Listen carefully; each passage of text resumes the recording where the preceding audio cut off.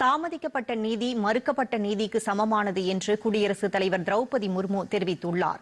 ஒடிஷா மாநிலம் புவனேஸ்வரில் புதிய குற்றவியல் நீதிமன்ற கட்டடத்தை திறந்து வைத்து பேசிய அவர், வழக்குகள் தாமதமாவதால் ஏழைகள் தான் அதிகம் பாதிக்கப்படுவதாக கூறினார். அவர்களிடம் போதிய பண வசதியோ அல்லது நீதிமன்றத்திற்கு அடிக்கடி வந்து செல்வதற்கான மனித வளமோ இல்லை என்றும் அவர் குறிப்பிட்டார். சாமானிய மக்களின் நலன் கருதி வழக்குகள் ஒத்திவைக்கப்படுவதை தவிர்க்க சம்பந்தப்பட்ட அனைத்து தரப்பினருக்கும் முன்னுரிமை அளிக்க வேண்டும் என்றும் குடியரசுத் தலைவர் கேட்டுக் கொண்டார். நீதிமன்ற விசாரணைகள் உள்ளூர் மொழியிலேயே நடைபெற வேண்டும் எனவும் அவர் தெரிவித்தார். நீதிமன்ற தீர்ப்புகள் தற்போது ஒடியா மற்றும் சந்தாலி மொழிகளில் மொழிபெயர்க்கப்பட்டு இணையதளத்தில் பதிவேற்றம் செய்யப்படுவது குறித்தும் திரௌபதி முர்மு மகிழ்ச்சி தெரிவித்தார்.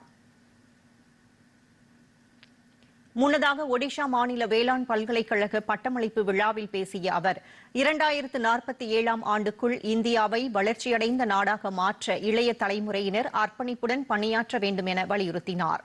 மாணவர்கள் தங்களது படிப்பு காலத்தில் பெற்ற அறிவாற்றல் மற்றும் திறமையை தேச வளர்ச்சிக்கு பயன்படுத்த வேண்டும் என்றும் குடியரசுத் தலைவர் கேட்டுக் கொண்டார்.